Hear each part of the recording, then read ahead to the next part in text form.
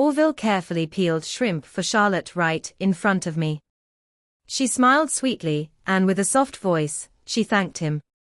Everyone else at the table quietly observed my reaction, waiting for me to say something. But before I could, his so-called white moonlight spoke up first. "I'm sorry, please don't be upset," she said. "Orville's always been such a gentleman." She spoke like she was defending him, but I couldn't help but notice the irony. In the past, when I asked him to peel shrimp for me, he would frown and refuse without hesitation, even with a hint of reproach in his eyes. "You know I don't like the smell of shrimp," he would always say, shutting me down with one sentence. But now, here he was, patiently peeling shrimp for Charlotte, looking at her features so similar to mine. What more was there to understand? Orville furrowed his brows at her comment, as if trying to downplay it. "She doesn't know how to peel shrimp." "Don't make a fuss," he muttered. Charlotte smirked at me from where Orville couldn't see, a look of victory in her eyes, almost as if she was asserting her dominance. I raised an eyebrow, nodding slightly, as if actually considering her words. "Well, since you're being so chivalrous, I suppose I'll have to be a bit more gracious," I said, my voice dripping with sarcasm. Without missing a beat, I turned toward Reynolds, sitting across from me. Reaching out, I adjusted his collar, then wiped the corner of his mouth gently. "How careless of you. You've got something right here." Orville's expression immediately darkened. Reynolds looked taken aback for a moment, but when he realized what was happening, his face flushed bright red. His fingers fidgeted with the hem of his shirt, and he stammered, "Thank you." Orville watched the entire exchange with a dark expression, his hands momentarily halting the shrimp peeling. His voice, though barely contained, carried a dangerous edge. "Dorothy," he said, gritting his teeth. I turned back to him with a look of innocent curiosity. "What's wrong? Was I not gracious enough?" His fists clenched audibly, and his gaze turned icy. The words he spoke were sharp, filled with barely veiled anger. "If you keep acting like this, we're done." There it was again, the same old threat. For 3 years, I had chased him, always at his beck and call, putting myself in the position of subservience. And every time we had an argument, the moment he threatened to break up, I would scramble to appease him. He knew I would cave, just like all the other times. But not this time. I let out a derisive laugh and slowly responded, "Fine." The moment the word left my lips, I saw the mix of emotions flash across his face: anger, resentment, disbelief. He was about to say something, but Charlotte quickly interrupted. She bit her lip and tugged gently at his sleeve. "Please don't fight because of me. Don't break up over this, okay?" Her eyes were red and teary, looking as fragile as a doll. Orville, unable to bear seeing her cry, immediately bent down to wipe away her tears. He whispered soothing words to her, as though afraid she might break apart right in front of him. As I looked at him, my heart clenched, but surprisingly, it didn't hurt as much as I thought it would. 3 years, and this was the first time I had seen him so tender and careful with someone who wasn't me. I lowered my eyes, finally understanding. Whether it was my joy or my sorrow, it was time to let it all go. I stood up, preparing to leave. At the door, I glanced back, just one last time, clinging to a sliver of hope. But Orville was too busy holding Charlotte, whispering comfort to her, completely unaware of my departure. That last bit of hope I had was crushed in an instant. I turned and walked away. Back home, I blocked and deleted all of Orville's contact information. Why should I cling to a relationship that had already come to an end, especially one with such a rotten foundation? What I didn't expect was for Reynolds to reach out to me first. "You're just going to use me and toss me aside?" he wrote, followed by a cute crying puppy emoji. It was hard to believe that Reynolds, tall and sturdy, was the one sending such an emoji. I apologized, but he quickly replied, "It's okay, I'm glad I could help. I have a basketball game this week. Can you come cheer for me? I saved you a front row seat. Will you come?" He added an expectant emoji at the end. After some thought, I agreed. There was something about Reynold that always made me feel at ease, like I knew him, even though I couldn't recall any previous interactions. Suddenly, my phone rang. An unknown number. I answered. "You blocked me," Orville's voice came through, his words sharp with disbelief. "Yeah, so what?" My tone was laced with sarcasm. "Can't you just be as understanding as Charlotte?" His voice was full of impatience, and I could feel my anger bubbling up. I couldn't help but laugh bitterly. "Get lost," I snapped before hanging up and blocking his number in one swift motion. I rummaged through my wardrobe and picked out a figure-hugging short dress. My curves were in all the right places. Orville used to hate it when I wore clothes like this, always telling me not to. Back then, I thought it was because he was possessive, a sign that he cared. I even secretly enjoyed agreeing to his requests. But now, I realized the real reason. Charlotte never wore clothes like this. Despite Charlotte and I looking somewhat alike, our styles were worlds apart. She was delicate and demure, while I was the complete opposite, bold, confident, and unapologetic. I tossed my long wavy hair over my shoulder, glancing at myself in the mirror. For the first time in a while, I felt a sense of relief. By the time I arrived at the basketball game, it was just about to start. As soon as I walked in, I turned heads. The sunlight hit my face, casting a warm glow on my porcelain skin. Whispers spread through the crowd. "That girl is so pretty. Seriously, her figure is amazing." What I didn't expect, though, was for Orville to be there too. One of his friends nudged him and gestured toward me. "Well, Orville, your girlfriend is stunning." He didn't correct them. Instead, he walked over to me, and his first words were accusatory. "Why did you leave without saying anything the other day?" I gave him a quick once-over. His eyes immediately landed on my outfit, and his frown deepened. "I told you clothes like that don't suit you." I rolled my eyes at him, then turned my attention to Reynold. As soon as our eyes met, I saw his face light up, and a warm, bright smile spread across his face. It was like a ray of sunshine. I couldn't help but smile back. Orville noticed something was off and followed my gaze.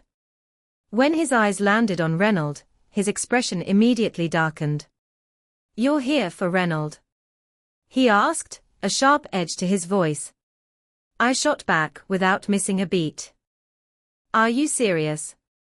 Who else would I be here for?" "You?" He didn't respond. The game began, and it quickly became clear that Orville was targeting Reynold. But Reynold handled it like a pro, effortlessly dodging every move. He darted past a defender like lightning, lifted the ball high, and dunked it perfectly into the basket. Reynolds' team gained the upper hand, and when the final whistle blew, it was clear, Reynold had won. Excited, I walked past Orville and handed Reynold a bottle of water. His eyes locked on mine, warm and full of gratitude. He leaned down, bringing his face closer to mine, and flashed a bright smile. "So, how'd I do?" His eyes sparkled like a puppy waiting for praise. I couldn't help but ruffle his hair, smiling. "You were amazing." In the noise of the crowd, I noticed Reynolds' Adam's apple bobbing, and the tips of his ears were red. I chuckled and blurted out, "You're so cute." Reynold was the easiest person to blush that I'd ever met. He hesitated for a moment, then finally spoke, his voice softer than before. "I like you. Can I pursue you?" His words caught me off guard. His breath was warm, near my ear, and his eyes held a deep affection. Though I knew Reynold was Orville's friend, we hadn't been particularly close. But I remembered that every time we crossed paths, he'd seemed a little nervous around me. I wasn't sure why Reynold had developed feelings for me, but the love in his eyes seemed genuine. Just then, Orville's voice cut through the moment. "Dorothy, have you had enough of this charade?" He growled, glaring at me with barely contained fury. He watched me holding Reynold's hand, his anger palpable. "How long are you going to keep up this ridiculous act?" I turned to see Orville, his demeanor cold as ice. Charlotte stood behind him, smug and self-satisfied. Orville lightly gestured for me to come closer. "Come here," he said, his voice hard. "I can forgive you if you want me to spend more time with you. Just stop this nonsense." His last word was a command. Charlotte stood behind him, one hand on her hip, her eyes filled with disdain. I glanced at Orville, seeing his usual calmness, not a hint of urgency. Of course, he always felt secure in his position with me. "Orville, didn't I make it clear enough? We're broken up. I don't like you anymore. Now you can finally be with the person you truly care about. Aren't you happy?" I tightened my grip on Reynolds' hand. To my surprise, he didn't pull away. Instead, he studied me for a moment, searching my face for any sign of insincerity. But there was none. With that, I instinctively took Reynolds' hand and walked away. "Hey, hey," Reynold called out, his voice soft as I turned to look at him. As expected, Reynolds' ears turned bright red. He pointed at our joined hands, and I quickly let go, coughing awkwardly. He spoke first, nervously. "Can I really pursue you?" The question caught me off guard. I focused my gaze entirely on him, and at my attention, he grew flustered. "Why are you looking at me like that? Is something on my face?" His face turned crimson, and he rubbed his cheeks anxiously. I smiled softly and replied, "Sure." For a moment, he froze, processing what I said. Then, nearly jumping for joy, he beamed like a child who had just received his greatest wish. From that day forward, Reynolds showered me with attention, bringing me breakfast, snacks, and all sorts of treats every day. His friends couldn't stand it and started scolding him. "Dude, this isn't how you chase a girl. Other guys send flowers, and here you are without even a single petal. What girl doesn't like flowers? How do you expect to win her over like this?" It was like a light bulb went off in his head. From that point on, I was flooded with bouquets of flowers, several every day. My roommate stared at the growing pile in our dorm, stunned. Does he own a flower shop or something? Sending this many every day. One night, at 11 p.m., Reynolds texted me asking if I was free the next day. After a brief moment of hesitation, I replied, "I'm free tomorrow." His response came quickly, "Great. Get some rest, don't stay up too late. Good night." I was a little taken aback. Reynolds had started texting me every night, and even during the day when we weren't together, my phone would flood with messages from him. Whenever I was feeling sick or unwell, he was always the first to show up. One morning, I forgot to eat breakfast and ended up with stomach cramps. I was pale, sweating from the pain. When Reynolds arrived, his face was unlike any I'd seen before. It was serious, worried, and angry. He scooped me up in his arms and rushed me to the hospital, frustrated and anxious at the same time. On the way, my pain was so intense that I started to lose consciousness, but I faintly felt him gripping my hand and muttering, "Why do you always neglect yourself?" It was like this before, and it's still the same now. From that day on, he made it a habit to bring me breakfast every single day, making sure I ate before he left. My roommates teased me, saying I was going to end up being a husband-whipped wife. It made me think about my past. I used to send Orville countless messages every day, but his responses were always just a single emoji. I remember one time, when I had a fever and felt miserable. I called Orville, but what did he say? "I'm busy right now. Stop bothering me." Then he hung up without a second thought. Later, I found out that his busy time was actually spent picking Charlotte up from the airport. What really broke my heart, though, wasn't the shrimp incident at the gathering, where he peeled shrimp for Charlotte in front of me. That was just the final straw. It's almost laughable. I chased Orville for 3 whole years, and we only lasted 6 months before breaking up. One night, Orville showed up at my place drunk. He grabbed my wrist and pulled me into his arms, his breath reeking of alcohol, as he whispered into my neck. His words were slurred, almost like a dream, but I still heard them clearly. He kept murmuring, "Charlotte." I swallowed my pain and reminded him, "I'm Dorothy, not Charlotte." He stared at me for what felt like an eternity, dazed, before he finally muttered, "Let's be together." He didn't say "I love you" or make any promises. It didn't feel like a confession. It felt more like an order. Back then, I was so blinded by hope that I didn't question it. But now, looking back, it all made sense. Suddenly, my phone buzzed with a message from an unknown number. "I don't agree to the breakup. This isn't something you can decide alone. Stop being difficult. Charlotte is alone in this country.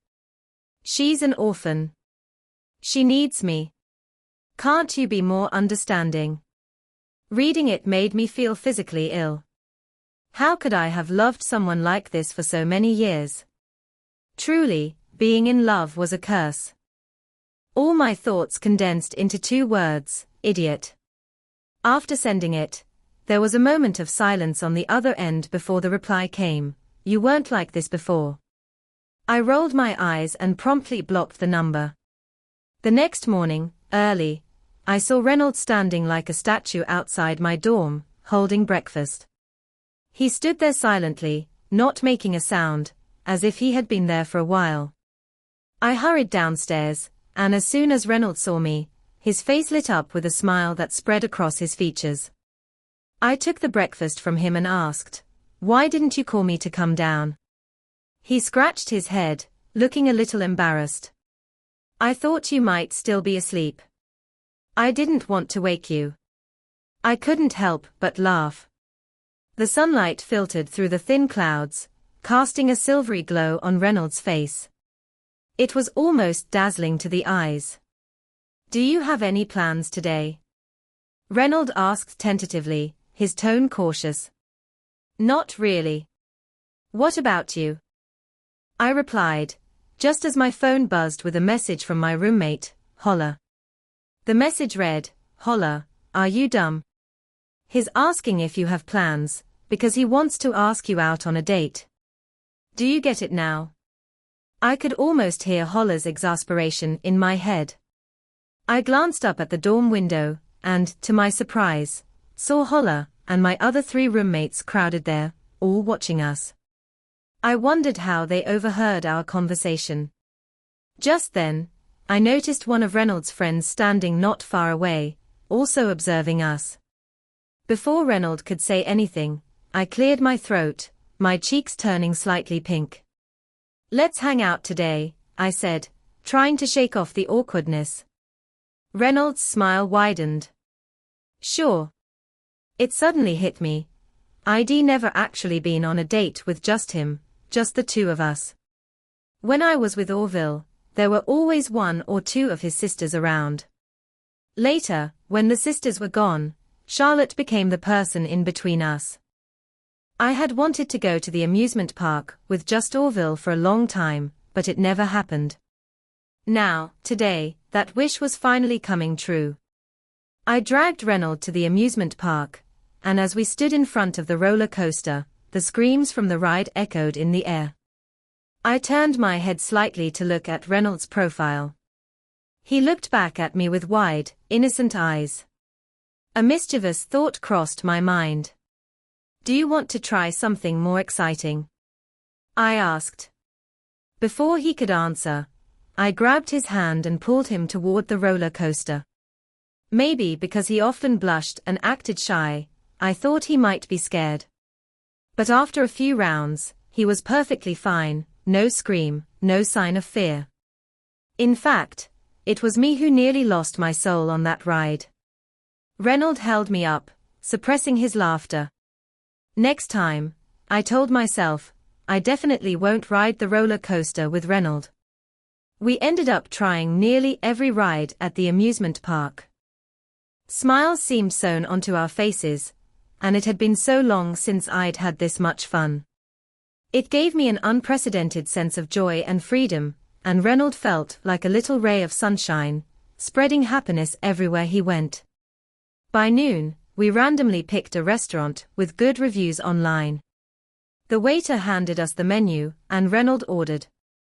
I was a little surprised when everything he ordered was exactly what I liked. Being cherished and prioritized warmed my heart.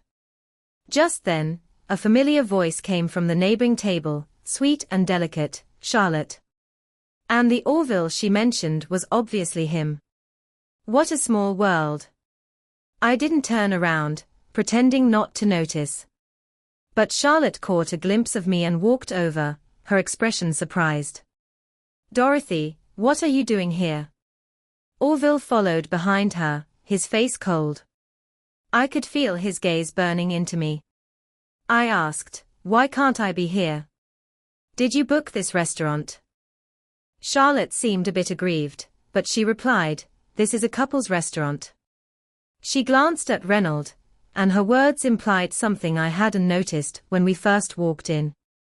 But now that I looked around, I saw the pink balloons, the couple's message wall, and pairs of lovers.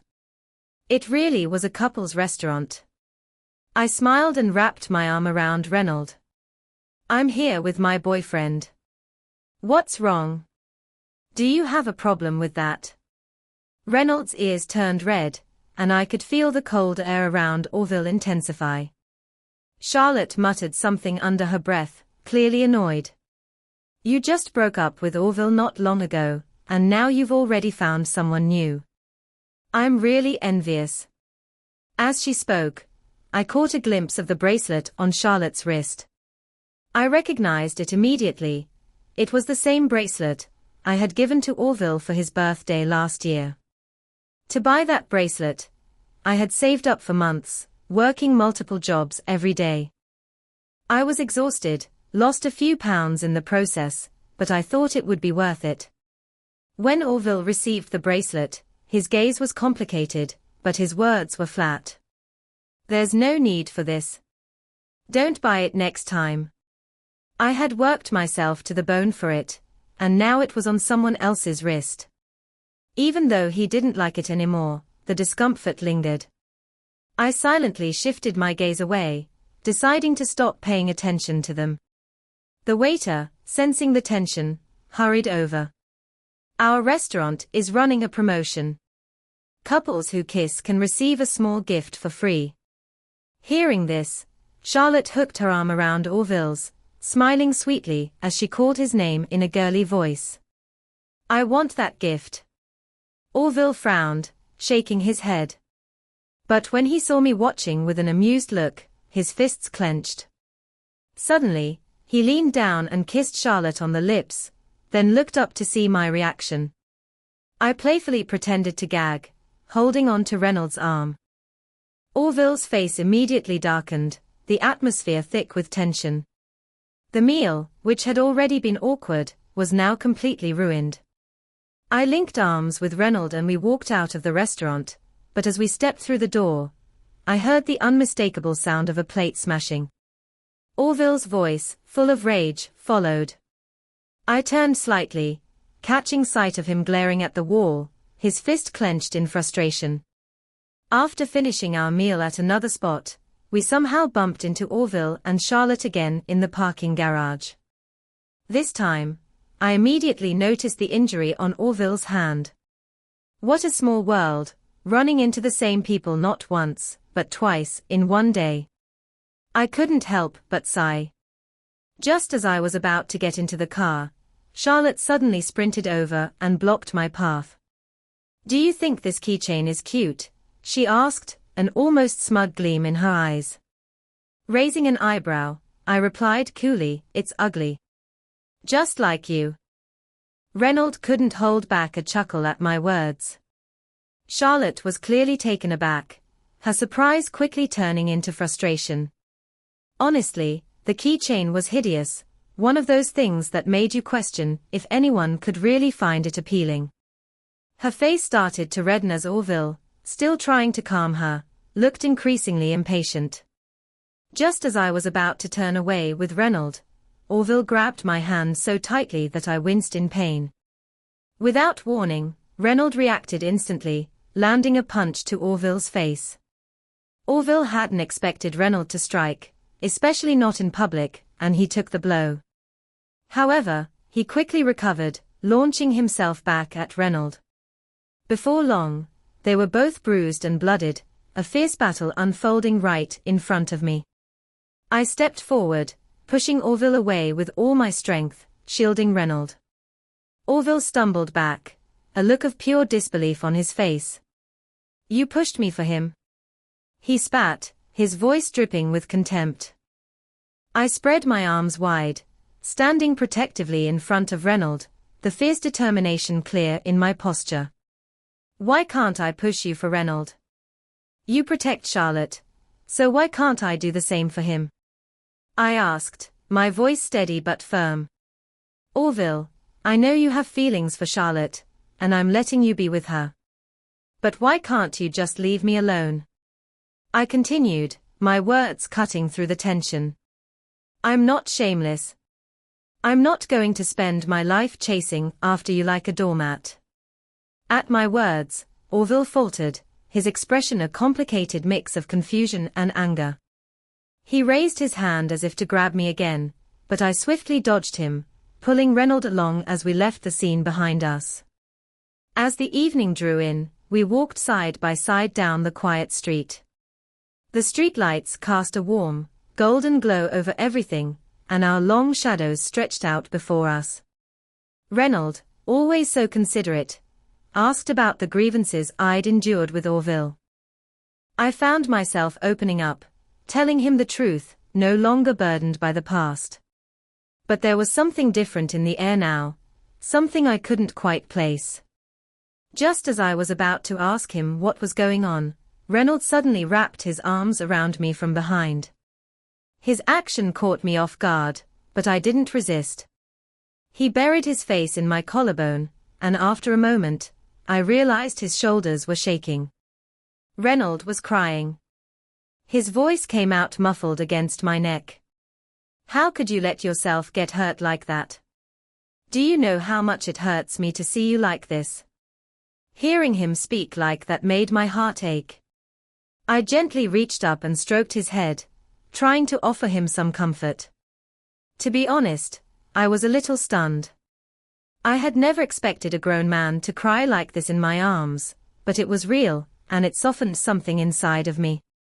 After a while, Reynolds lifted his head, his eyes still red and damp with tears. He continued, describing all the pain and injustices I had endured, as if it had all been bottled up inside him. I could tell it wasn't really the right time to laugh, but his emotions were so raw and sincere that I couldn't help it. I hugged him tightly, laughing softly. He was so cute, and it made me realize that he cried more than I ever had. Eventually, he stopped, and we continued walking hand in hand. Finally, I asked the question that had been on my mind for so long. "Why did you suddenly start liking me?" He didn't answer directly. Instead, he smiled and said, "I'll tell you someday." That day, Reynolds took me somewhere mysterious. When I asked where we were going, he simply smiled, offering no clues. When we arrived, I immediately recognized the place. It was the orphanage where I had stayed as a child. I paused, feeling a rush of memories. I was an orphan. I vaguely remembered that on my third birthday, my parents had taken me for a drive, and we were in a car accident on the way. My mom held me tightly in her arms, trying to protect me, but we lost both of them that day. After that, I lived with my grandmother in the countryside. But she passed away a few years later, and the villagers said I was unlucky, that I was the cause of my parents' deaths. With no relatives left, I was sent to the orphanage. I was snapped out of my memories as I looked at the building before me. It looked abandoned, the door rotting, and I could push it open with the slightest touch. Reynold took my hand, his voice soft as he asked, "Do you remember this place?" I did. But I still didn't understand why he had brought me here, or how he even knew about it. Reynold asked, "Do you remember the little chubby kid who used to follow you around here when you were little?" Suddenly, a memory flashed in my mind. When I first came to the orphanage, there had been a chubby kid who was constantly bullied by the other children. They would steal his things, throw his clothes into the water. I couldn't stand seeing him treated that way, so I would always chase the bullies away. I even told him to call me Big Sis and promised I'd protect him. I still remember the sparkle in his eyes from back then. But after a few years, he was taken away, and months later, I was adopted. The figure of that child overlapped with Reynold's face. Their features were so similar that I was a bit shocked. No wonder I had felt a sense of familiarity when I first met him. If I hadn't known, it would have been hard to link the chubby, cute little boy to the man standing in front of me. Reynold led me to a wall. The yellowed wall had childish writing carved into it, and it immediately brought back so many memories. The words read, "I will take my little brother to conquer the world someday." That was definitely my handwriting, but underneath it, Reynold had added, "I will go with Big Sis to conquer the world." I smiled softly. This must have been Reynold's writing. Suddenly, Reynold hugged me from behind, his face buried in the crook of my neck. "It's not that I suddenly like you," he murmured. "I've always liked you." I realized he was answering the question I had asked earlier. Reynold and I officially became a couple once we returned. He confessed publicly, and I agreed. Someone filmed it, and since Reynold was already well known on campus, the video quickly spread across the school. The comments were overwhelmingly positive, praising our perfect match, or sending us blessings. But one comment caught my eye. It read, "How ridiculous. The profile picture is of an Alaskan Malamute." I blocked them immediately. My phone rang. It was Reynold's friend, telling me that Reynold had been injured while playing basketball, and had lost a lot of blood. I immediately stood up and rushed to the basketball court. As I was leaving the dorm, I was startled to see someone I didn't expect, Orville. He grabbed my wrist roughly, questioning, "Are you and Reynold together?" I yanked my arm away, and sure enough, my wrist turned red from the force. It hurt. I coldly glared at him. "So what if we are? What's it to you?" Orville's face darkened. "Is it really necessary to do this just to piss me off?"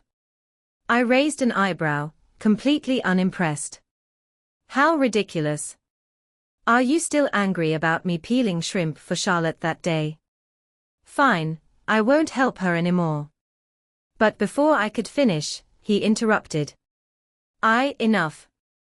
I cut him off, my voice sharp. "Reynolds still injured and waiting for me. I don't have time to waste with you. Don't ever come looking for me again." Without waiting for Orville's shocked reaction, I turned and headed toward the basketball court. When I arrived, Reynolds was surrounded by a group of people, his face cold and expressionless, as if the person who was injured and bleeding wasn't him. I walked over, and the moment Reynolds saw me through the crowd, his cold expression softened, and it was replaced with one of grievance. He immediately hugged me, his eyes watering, the corners turning red with frustration. "It hurts so much," he whispered. I gently touched his head and looked down at his injury. His calf had a large gash, with blood and flesh spilling out, and it was bleeding non-stop. Seeing it made my heart feel like it was being twisted in pain. "We need to go to the hospital," I said softly, helping him up. Just as I turned around, I saw Orville standing not far behind me. His whole body was filled with anger and disbelief.